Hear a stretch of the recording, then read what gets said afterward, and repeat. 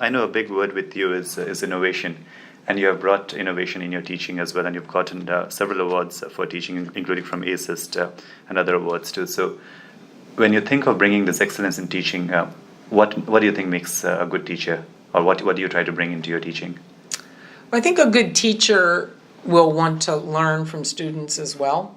So I think a good teacher will listen to students as well as talk to students.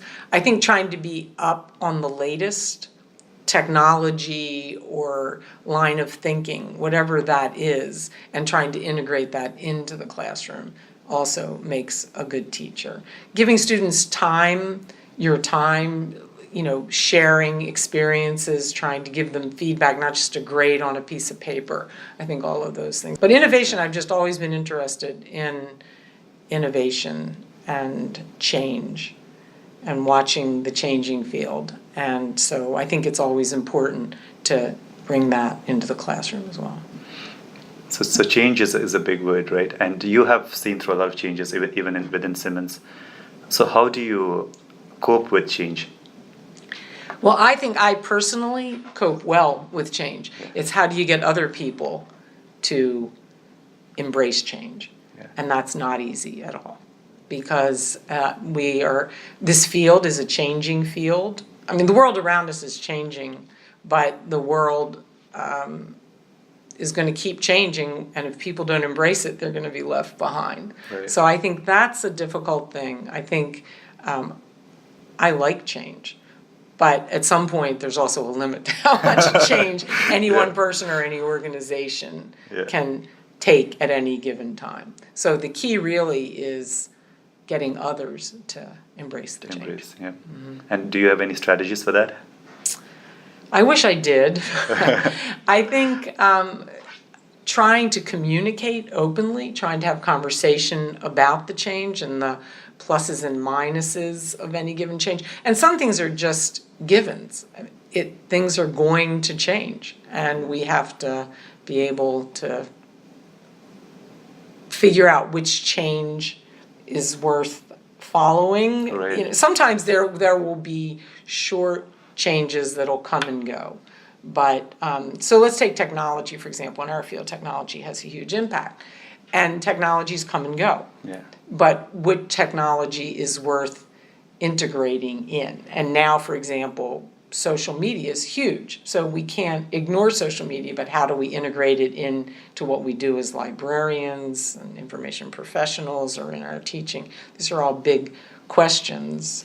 And I think still maintaining the things that we are known for, the engagement and yes, and not losing sight of that, because otherwise you can just do the social media part and lose the core of it. Right, but that's an important point. So I think the idea is that you have your core values, but then the change around those don't change, or maybe you're modified, or maybe you grow into it. But so for example, social justice is huge. But when I came here to Simmons, while it was on the website, I didn't see it embedded in the curriculum as much as I thought it could be. And now actually we have service learning in more and more classes, because sometimes you forget your core values because you're too busy looking at the change.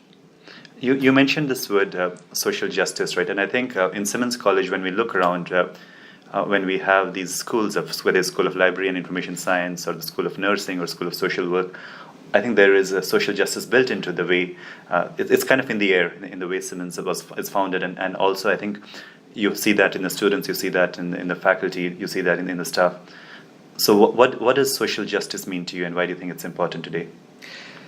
Well, it's interesting that you asked about the term social justice. So I use the term social justice, but there's other ways of expressing the same idea, right? And I think that different faculty use, so service learning could, as long as it's to a type of organization where you can help people. And I think that is the bottom line. And we have found that many people come into the field of library and information science because they want to help others. Freedom of information, for example. So if you look at the American Library Association and their core values, they translate into what would be social justice, a just society for all.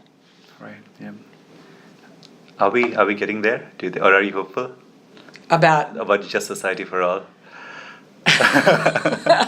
that's a question for another time. That's a question for another time. But I think We have to keep striving for it. Let's say. I think one of the goals of this project, why I took this on, is again trying to get towards that we are able to get the viewpoints of people across the world and try to see if we can get closer to a just society, and where we are not stereotyping people or seeing them as different, but trying to see people as different, but one of us, not the other, in that sense.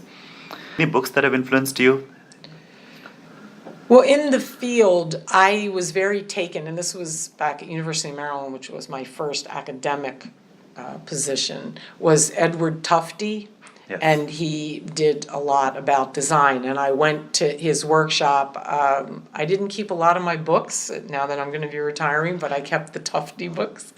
And I think that, and it's very interesting because I learned about him early on in my career, and now after working on a project on educating for our future, our information future, we've come back around to design thinking, so it's something that Tufte knew about long ago, and still hasn't been integrated into library and information science education as it might be. So I would say that is one person who had an impact that I didn't even realize at the time. But I also think he's innovative, so I think that also got me thinking along those lines. So I've been thinking about this term, and I think it's been quite popular, design thinking, right?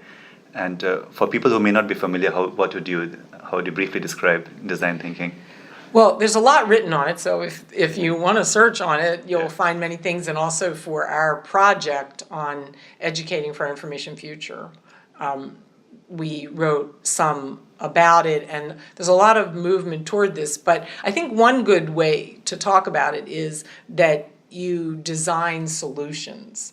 And I think we're trying to incorporate that into library science, and a professor at Harvard taught some design thinking in a course at the Graduate School of Design at Harvard. And he said, it was called Library Test Kitchen. Again, that's available on, easily found online. And in the Library Test Kitchen, they asked students, they didn't say to students, this is what a library is. They said, what can a library be? So the fact is that you create solutions. You don't take it for what it is. And I think that that's really important. And I think all of the library science educators should incorporate that into every class they teach. So we can say, here's how we organize material now. Here's how we conduct reference interviews now. Here's how we design websites now. How can we do it differently? How can we do it better? To get students in library and information science thinking about solutions, to design solutions to issues encountered, because that is how change happens within a field. And I don't think that's happening right now. So where we don't provide custom-made or tailor-made solutions, where we encourage people to come up with their own solutions. Yes. And think about, but this means you have to embrace change. Right. So this may be the way we process material now. How about this solution? And say, that's a good idea. Yeah. Because then the library and information science professionals will go out and do that. And since I've been talking about design thinking for several years now at Simmons, a few faculty members have incorporated it into their course. And it wouldn't be difficult. It could be the final day, okay, we've talked about reference services.